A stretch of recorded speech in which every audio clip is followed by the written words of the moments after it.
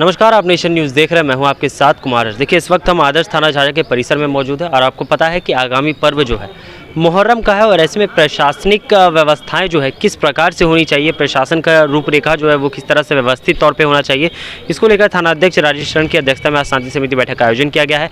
इस मौके पर राजस्व अधिकारी सदानंद कुमार, उप मुख्य पार्षद विपिन कुमार के साथ प्रखंड एवं पंचायत के सभी जनप्रतिनिधिगण मौजूद रहे। नव निर्वाचित वार्ड पार्षद प्रतिनिधि, वार्ड पार्षद भी मौजूद रहे और सभी ने कहा कि थानाध्यक्ष राजेश शरण जैसे वरीय अधिकारी, जो पुलिस के अधिकारी है, वो खुद जिस अखाड़े में लाठी लेकर मुहर्रम का लुत्फ़ उठाते हो, वैसे में असामाजिक तत्वों की नज़र भला कैसे पड़ सकती है। तो ऐसे में देखिए, कहीं ना कहीं पुलिस पर लोगों का जो अटूट विश्वास है, उस पर जो प्रशासनिक पदाधिकारी है वो खड़ा उतरने का भरपूर प्रयास करते हैं। लेकिन मुहर्रम को लेकर जिस प्रकार से लोगों का जो रुझान निकल कर आ रहा था, कुछ लोगों का कहना था कि एक ही लाइसेंस पे कई जगह के लोगों को अटैच किया गया था, जिसके वजह से कहीं छिटपुट घटनाएं जो है वो घटती थी। तो इस तरह में इस बार प्रशासनिक पदाधिकारी जो हैं उनके द्वारा लाइसेंस जो है वो अलग अलग सिरे से बांट दिया गया है और लगभग 49 के लगभग लाइसेंसधारियों का नाम जो है वो निकल कर सामने आया है। हालांकि राजस्व अधिकारी सदानंद कुमार से हमने बातचीत करने का प्रयास किया है। थानाध्यक्ष ने साफ तौर पर कहा कि असामाजिक तत्वों पर हमारी पैनी नज़र हमेशा हर पर्वों की तरह बनी रहेगी। वो बिल्कुल भी ये ना समझे कि प्रशासन की आंख में धूल झोंक कर और सामाजिक तत्व जो है वो किसी भी पर्व को प्रभावित करने का कार्य कर सकते हैं और प्रशासन उन पर कार्रवाई नहीं करेगी। अगर ये ऐसा कोई सोचते हैं, ऐसा विचार किसी के मन में आता है, तो वो उनकी गलतफहमी है। Bureau report, nation news, Jamui. राजस्व अधिकारी सदानंद कुमार हमारे साथ जुड़े। सर, आज पीस कमेटी की मीटिंग हुई है मुहर्रम पर्व को लेकर, किन किन विषयों को मुख्य रूप से लिया गया? ये मुहर्रम पर्व में शांति एवं सुरक्षा हेतु जिला पदाधिकारी महोदय के निर्देश से पीस कमेटी की बैठक हुई, जिसमें थानाध्यक्ष महोदय और प्रखंड स्तरीय पदाधिकारी के रूप में हम शामिल हुए। डिफरेंट जनप्रतिनिधि भी आए और कई नवनिर्वाचित जो झाझा नगर पंचायत के भी वार्ड पार्षद और अदर सम्मिलित सदस्य भी आए। सभी ने जनता के प्रति आश्वस्त किया कि हम लोग आपसे जुड़े हुए हैं और यही चीज़ें जो है प्रशासन और पुलिस को है कि हर्षोल्लास के साथ मनाया जाएगा और सभी आपस में सूचनाओं का एक्सचेंज करेंगे। और मुहर्रम जो पर्व होता है, जो एक झाझा में पूर्व से शांतिपूर्वक मनाया जाता है, उम्मीद है कि इस शांति कमेटी के साथ और भी बल मिलेगा इस चीज़ को। सामाजिक तत्वों को लेकर भी बातें निकल कर आ रही थी। जो भी असामाजिक तत्व हैं उनको पहले ही संवेदनशीलता के आधार पर थाना में चिन्हित किया गया है और उसके आधार पर जो है पहले से ही उसके आधार पर मजिस्ट्रेट और पुलिस की प्रतिनियुक्ति रहेगी। और उस दिन हम लोग काफ़ी सजग रहेंगे कि हमारा जो है झाझा शहर में काफ़ी सही से पर्व ये मनाया जाए।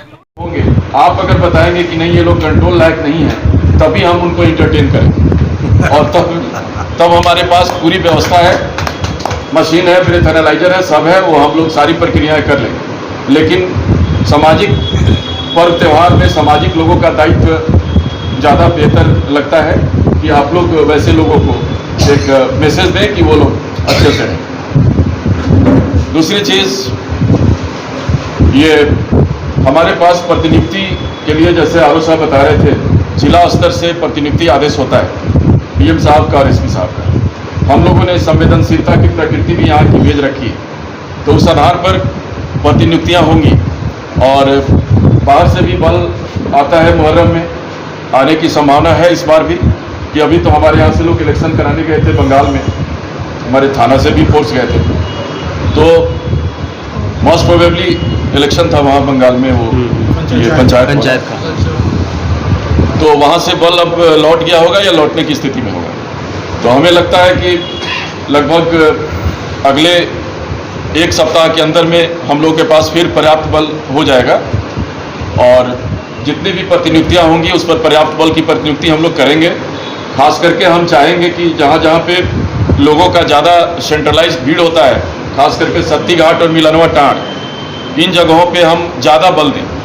पिछले बार भी हमने दिया था, लेकिन पिछले बार हम मिलनवा टाँड़ में ज़्यादा दे पाए थे और सत्ती घाट में कुछ कम बल रहा था, जिसका नतीजा शायद हुआ कि वहाँ पे कुछ आपस में छिटपुट विवाद हुआ था।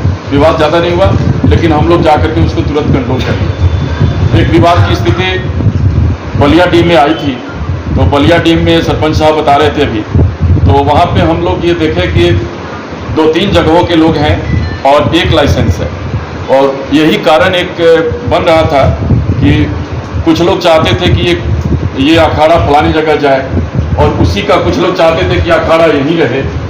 ये कुछ लोग चाहते थे कि इस रूट से जाए और कुछ लोग ऑब्जेक्शन करते थे कि नहीं इस रूट से जाएगा। तो इसमें ये कारण इसलिए ऐसा बना कि उसमें लाइसेंसी जो थे वो उनके नियंत्रण में वो लोग नहीं थे और वो लोग दूसरे जगह के थे। इसलिए हमने सरपंच साहब को कहा था कि जो वैसे लोग जो लाइसेंसी के नियंत्रण में नहीं है, दूसरे जगह के लोग हैं, उनको अगले साल से हम अलग लाइसेंस देंगे और उनका अलग। अभी दूसरे के कंधा पे वो राइफल रख के फायर कर रहे हैं तो ज़्यादा तेजी आ रही है, तो उनको खुद राइफल का लाइसेंस हम देंगे अगले बार से। और इस बार हम लोग दे रहे हैं, इस बार हम लोग दे रहे हैं। इनके पास से आवेदन आया है और हम लोग दे रहे हैं और हमको लगता है कि सिर्फ लाइसेंस देना ही पर्याप्त है, वो लोग जगह पे आ जाएंगे। पिछले वर्ष जो मुहर्रम मनाया गया था उसमें कुछ क्षेत्र में कहीं न कहीं एक दो जगह मामला कुछ हुआ था, लेकिन बड़ा बाबू मौके पर पहुंच करके मामला को सुलझाया भी था। हमारे बलियाडी में भी आपस की कमेटी में ही कुछ लड़ाई झगड़ा हो गया था, जिसके कारण से अगले बार ही बोले थे कि हम लोग आप लोगों को लाइसेंस निर्गत कर दिया जाएगा। और मैं धन्यवाद देना चाहूँगा बड़ा बाबू को कि इस बार जो है हम लोगों को लाइसेंस निर्गत करके मिसाइल काम करने का काम किया है। इसके लिए बहुत बहुत धन्यवाद देना चाहूँगा सर, जो आपने वादा किया था हमारे क्षेत्र में जो लड़ाई झगड़ा हो रहा था उस लड़ाई को मिटाने का काम किया है। और ख़ास करके शक्ति घाट में उसमें भी हमारा गांव से एक कमेटी आती है जिसमें लड़ाई झगड़ा हो गया था। वहाँ के जो भी जिम्मेदार लोग हैं, जो भी लाइसेंसधारी है, वहाँ पर थोड़ा सा पुख्ता इंतजाम की जरूरत है सर, क्योंकि काफ़ी क्षेत्र से लोग वहाँ पर आते हैं।